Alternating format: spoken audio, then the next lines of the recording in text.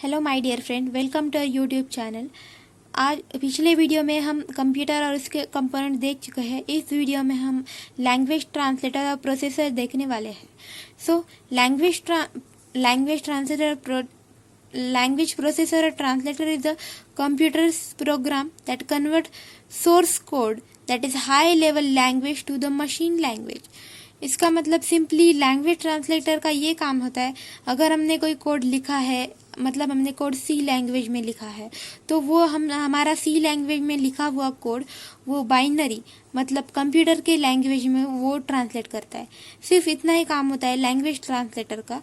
और language translator के 3 types है, दैट इज कंपाइलर, असीम, जिसको हम असेंबली भी बोलते हैं, और तीसरा है interpreter.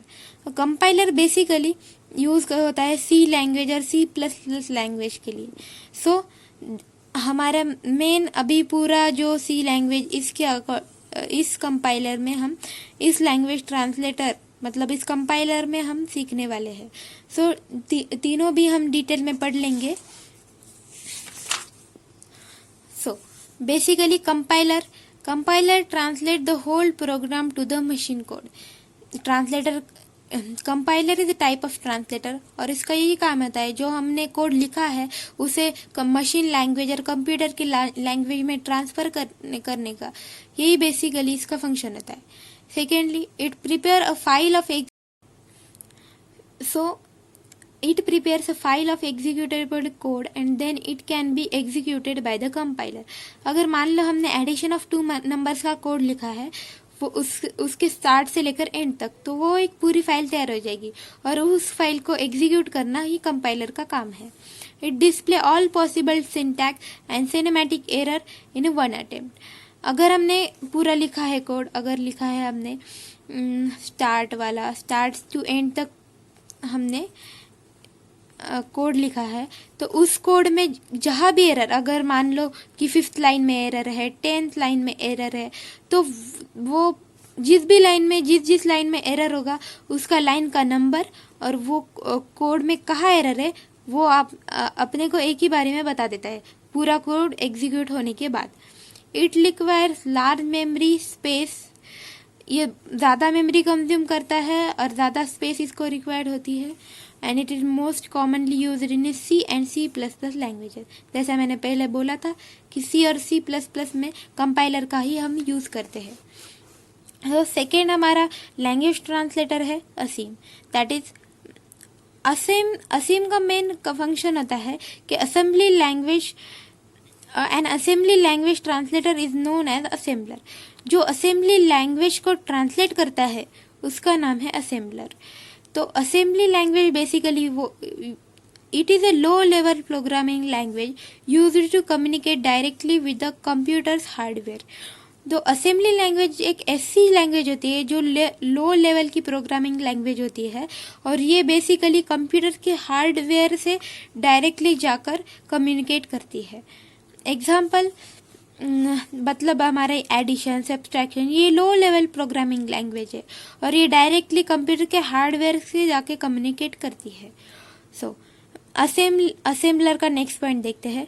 It converts assembly language programs into a machine language. Assembly language में भी जो भी हमने प्रोग्राम लिखा है उसे वो मशीन लैंग्वेज में ट्रांसलेट करता है। जैसे कि हमने इधर लिखा है एडिशन, सम, ये असेंबली लैंग्वेज है और इसको वो कंपाइलर के लैंग्वेज वो मशीन के लैंग्वेज में ट्रांसलेट करता है, जैसे कि बाइनरी लैंग्वेज वगैरह, आप समझ सकते हो। थर्ड पॉइंट है, it translate instruction into the binary language.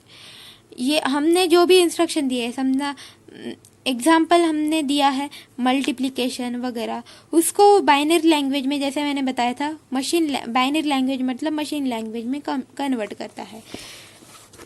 Next point देखते हैं।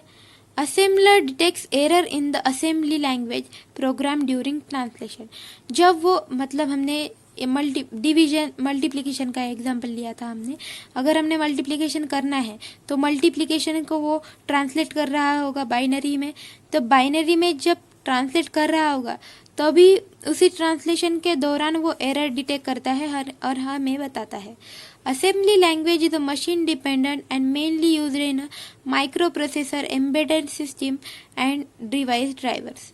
Assembly language is एक प्रकार की मशीन डिपेंडेंट लैंग्वेज है और ये मोस्टली यूज होती है माइक्रो प्रोसेसर में, embedded system and device driver में. बेसिकली ये बहुत इम्पोर्टेंट, बहुत फायदेमंद है इलेक्ट्रॉनिक्स ब्रांच के लिए, असेंबलर. तो थर्ड पॉइंट हम देखते हैं interpreter. An interpreter is a language translator that converts high level language into a machine language line by line. Interpreter ऐसा ट्रांसलेटर है जो हाई लेवल की लैंग्वेज मशीन लैंग्वेज में कन्वर्ट करता है line by line. It execute each statement immediately after translation. अगर हमने लिखा है मल्टीप्लिकेशन, उसे ट्रांसलेट करने के बाद ही, बाइनरी में ट्रांसलेट करने के तुरंत बाद ही वो उसे एग्जीक्यूट करता है, मतलब उसका आउटपुट हमें फट से दे देता है. सो थर्ड पॉइंट है, it stops execution when an error is found and display the error message.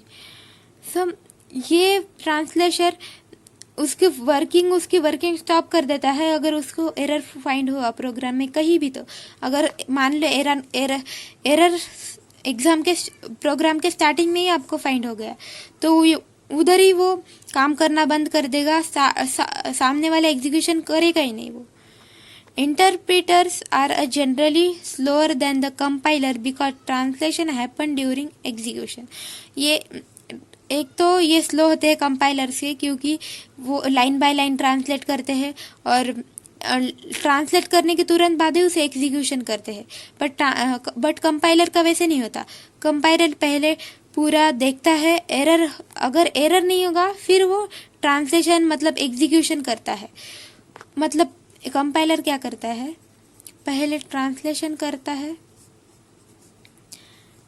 Translation and then execution. और इंटरप्रेटर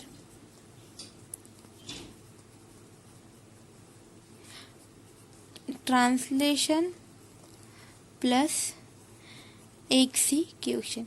ये की डिफरेंस है दोनों के बीच में का. आई होप आप समझ गए होंगे. Inter language like Python, JavaScript commonly use interpreter. Python और JavaScript में मोस्टली इंटरप्रेटर ही यूज़ किया जाता है. तो ये हो गए आपके लैंग्वेज ट्रांसलेटर. अभी दूसरा आपको सी लैंग्वेज के लिए